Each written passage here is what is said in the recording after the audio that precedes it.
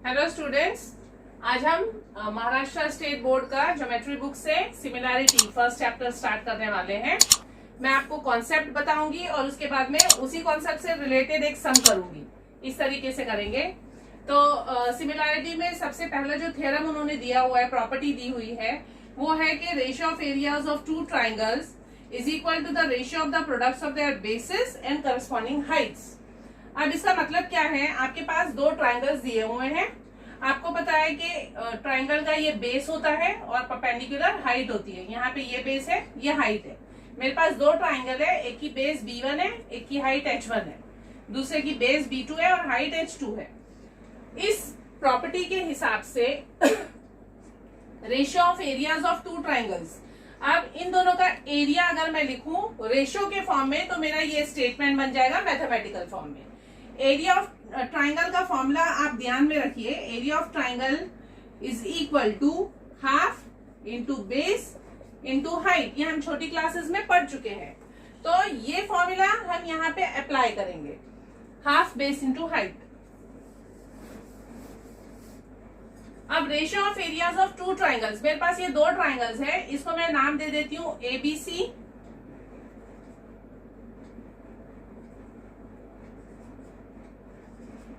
और इसको नाम दे देती हूँ PQR। अगर एरिया की रेशियो लेनी है तो मैं ABC अपॉन PQR लेती हूँ। रेशियो का मतलब होता है upon area of triangle ABC upon area of triangle PQR। ये पार्ट हो गया। Ratio of areas of two triangles is equal to ratio of the product, product मतलब मल्टीप्लीकेशन, बेसिस एंड हाइट्स। अब यहाँ पे बेस है B1, हाइट है H1, तो B1 H1 करस्पॉन्डिंग बेस हो गई ABC की, और PQR की बेस और हाइट है B2 और H2, तो B2 H2। जो हमारी प्रॉपर्टी है उसका मैथमेटिकल स्टेटमेंट ये होगा, area of triangle ABC upon area of triangle PQR is B1 H1 upon B2 H2। ये आता किस तरीके से है, एरिया जो होता है वो होता है हाफ इंटू इसका एरिया हो जाएगा हाफ B1 H1 और इसका एरिया हो जाएगा half B2 H2। Half half cancel हो जाएगा, जिससे मुझे ये फॉर्मूला मिल जाता है B1 H1 upon B2 H2। I hope आप लोगों को ये समझ में आ गया। Area of triangle upon area of triangle, एक ट्राइंगल अपॉन दूसरा triangle is B1 H1 upon B2 H2। ये प्रॉपर्टी हम क्वेश्चन नंबर 1 एक्सरसाइज 1.1 को सॉल्व करने के लिए यूज करेंगे। अब यहाँ जो क्वेश्चन दिया हुआ है फर्स्ट क्वेश्चन, उसके अंदर base of a triangle is 9 and the height is 5, यानी B1 सपोज 9 है और हाइट 5 है। जब भी आप सॉल्व करेंगे पहले आप डेटा लिख लीजिए, जिससे आपको फॉर्मूले में सब्स्टिट्यूट करना इजी हो जाएगा। Base of another triangle is 10 and the height is 6, यानी B2 is 10 and the height H2 is 6। अब हम अपने फॉर्मूले में डाल देंगे, तो ratio of the triangles will be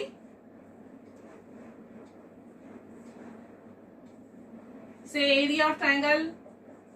हम अज्यूम कर लेते हैं कि हमारे ट्राइंगल ABC और PQR है, वहां पे कोई नाम नहीं दिया हुआ है, तो हम अज्यूम करते हैं कि दोनों ट्राइंगल ABC और PQR हैं। तो area of triangle ABC upon area of triangle PQR is equal to B1 into H1 upon B2 into H2। B1 है 9, H1 है 5, तो मैं यहाँ पे वैल्यूज डाल देती हूँ 10 और 6। जो कैंसिल होगा कैंसिल करेंगे, 5 1 जा 5 2 जा 3 2 जा 3 3 जा। अब कुछ कैंसिल नहीं हो रहा है, 3 1 जा 3 2 2 जा 4, तो मेरी रेशियो आ गई 3:4। This is my final answer for the first question of exercise 1.1। ये हमारा फर्स्ट प्रॉपर्टी से रिलेटेड सम हो गया। इसके बाद same property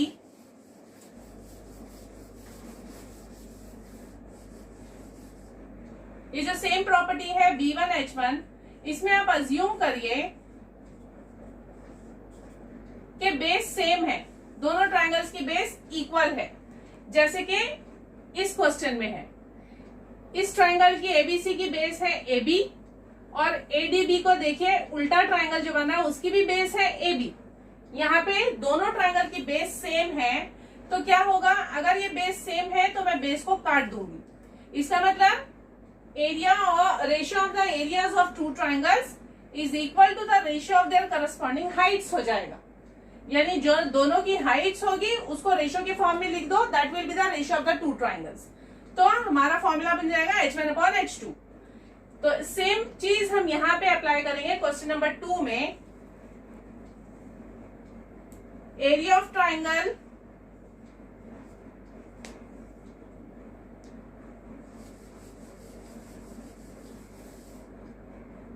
ABC upon area of triangle ADB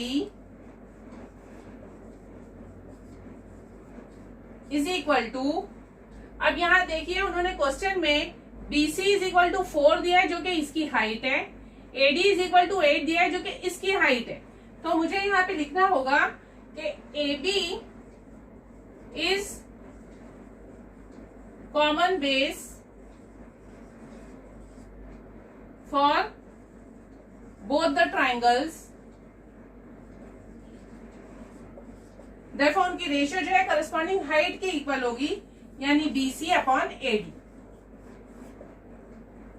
therefore BC की वैल्यू डालिए 4, AD की 8, तो आपको आंसर मिलेगा 4 1 जा 4 2 जा 1:2। This is the answer for second question. तो इस तरीके से हमारी सेकेंड प्रॉपर्टी हो गई कि अगर बेस इक्वल होगी तो ratio of the triangle will be equal to the ratio of their corresponding heights. Similarly अगर हाइट्स इक्वल होगी तो ratio of the triangle will be equal to the corresponding bases, यानी B1/B2 हो जाएगा। अब आते हैं क्वेश्चन नंबर 4 की तरफ। क्वेश्चन नंबर 4 में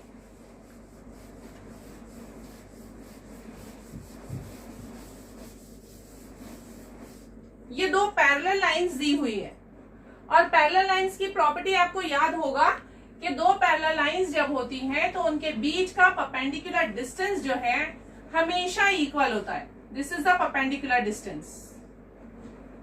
ये आप किसी भी पॉइंट पे लेंगे 90 डिग्री तो ये हमेशा इक्वल होगा। तो क्योंकि ये दो ट्राइंगल्स ABC और BCD दो पैरेलल लाइंस के बीच में बने हुए हैं, their perpendicular height is equal at all the times, यानी दोनों ट्राइंगल की हाइट इक्वल है। एक ट्राइंगल है आपका ABC, जो फिगर में आपको दोनों कंबाइन करके बताया, मैं आपको सेपरेट करके यहां ड्रॉ करके दिखा रही हूं। ये है आपका ABC सपोज, और दूसरा ट्राइंगल है DBC जिसकी हाइट जो है, बेस जो है वो BC ही है। ट्राइंगल ऐसा जा रहा है,